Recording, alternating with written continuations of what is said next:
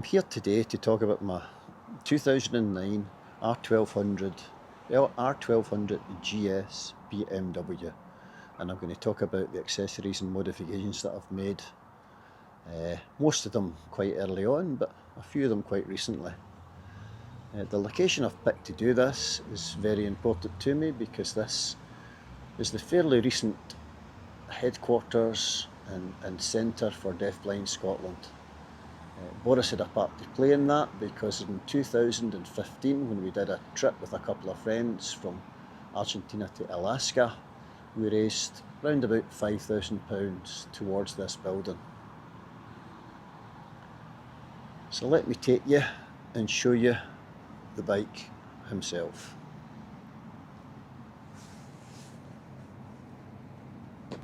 As I mentioned, 2009, I bought him brand new, and so he's just over 16 years old.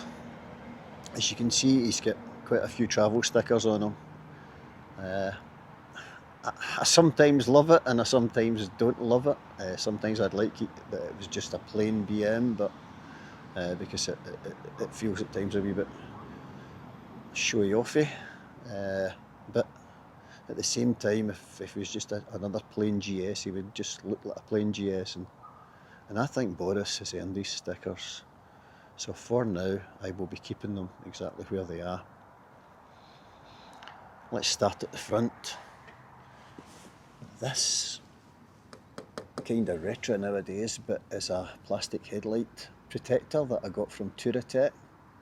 It's been a brilliant piece of kit, and it actually saved me in Panama when I got knocked off the bike with the CIA. Barack Obama was in town and the CIA knocked me off my bike, and I used that to kind of build a temporary headlight that got me to Alaska. So I don't want to get rid of that, it's always there. Again, Touratech fog lights.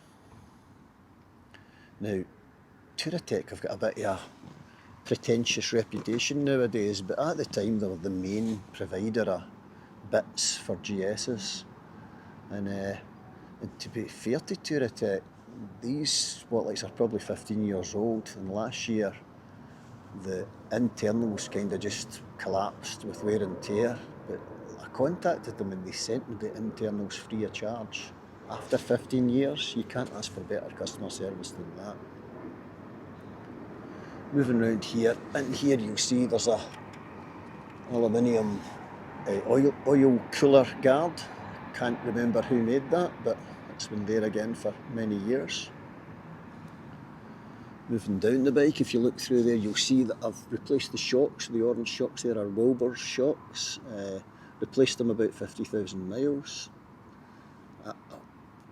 My BMW shocks seemed okay, but I kept getting a lot of warnings that they would fail shortly and they might fail somewhere remote, so I eventually was convinced to do it. Down here we have the pyramid fender extender, which I've got and put on all of my bikes. Down here we've got it was a guy I think made them in his workshop. They were called crud catchers. Fantastic, because it basically creates a brilliant bash plate along with the OEM sump guard at the bottom. And here I've got my SW Motec higher and lower engine crash bars. Really good quality. That's the second set I had, because in my Argentina to Alaska trip I crashed that much that I'd almost flattened them on the tarmac. Moving along the side, that's the country badges on the side there. I've got this little protector here. I think it's for a speedometer throttle body type thing, something like that. There was a guy that I did some biking with actually fell off and smashed what was underneath and got him stuck. So at that point it kind of convinced me that I should have some protection over it, and it's been there ever since and done fine. Pivot pegs, again they still sell these, really good for off-road riding. Tilt, you can move around on them, so been perfect. The little ultimate charger, which is critical. Look at that exhaust for a 16-year-old bike. That's the standard original exhaust. They don't make them like they used to, I believe. Love it. Now these pannier racks here are Beaumont, and Assen at Beaumont, I think I was probably definitely his first Scottish customer, if not one of his very early UK customers, and he's always been good to me. I remember when I was fitting them, I was struggling a bit with the instructions. I called up and he was on holiday, and he was talking to me for his car on holiday. So it's a real personal touch. I've always felt a personal connection to Beaumont and Assen, and I'll show you the panniers attached later.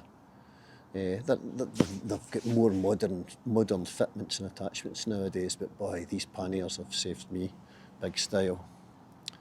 Oh, the worst upgrade ever. These are extenders, Wunderlicht I think, were extenders to make the passenger more comfy. When I had pretended to myself that my wife was going to come riding with me a lot, but she didn't find it much more comfortable, and generally not comfortable at all, so a bit of a waste of money then. And then we're on to the standard BMW top box that I bought, along with the plastic panniers at the time, but I changed the plastic panniers out because I knew that I was likely to damage them, and I would have damaged them for sure. Right, cockpit.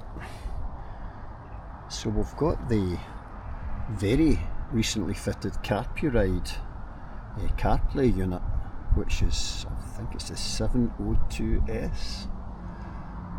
I'll confirm that if it's different on the screen.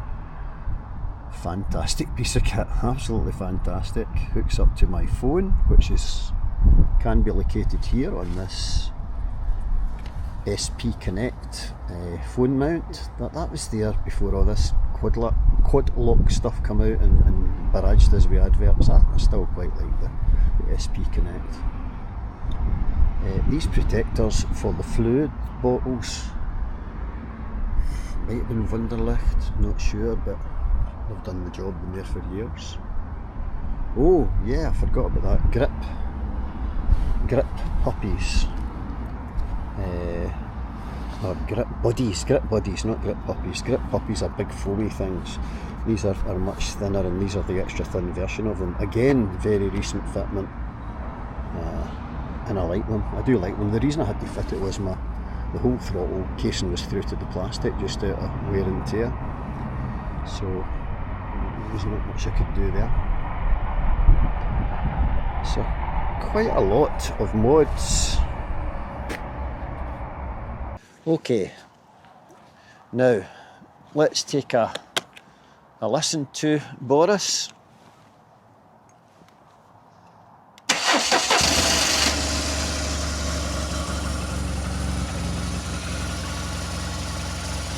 Starts brilliantly, runs brilliantly, touch wood.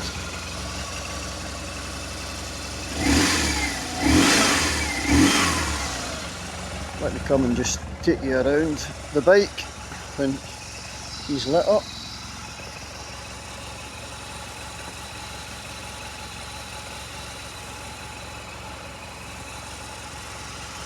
Nice light at this time of night.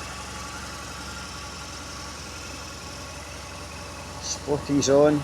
Well, I upgraded the bulbs to Philips, kind of more bright ones. I might go to LED ones at some point.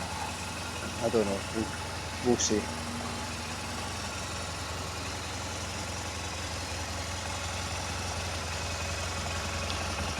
And there's that great CarPuride side. So good, so clear when you're doing Google Maps nav.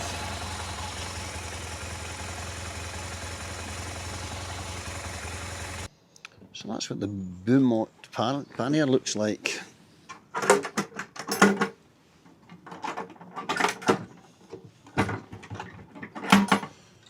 Very solid. Let's get the Beaumont in our bag. I'll show you it mounted in a second. A couple of things I forgot.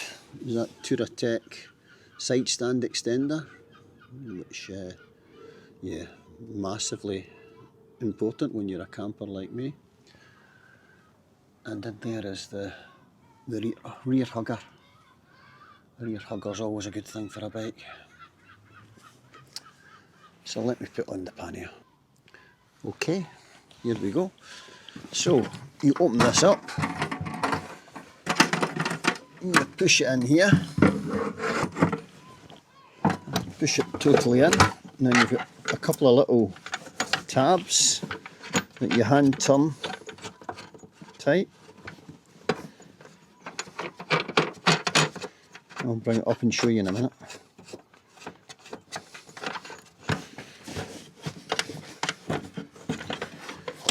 It's as simple as that.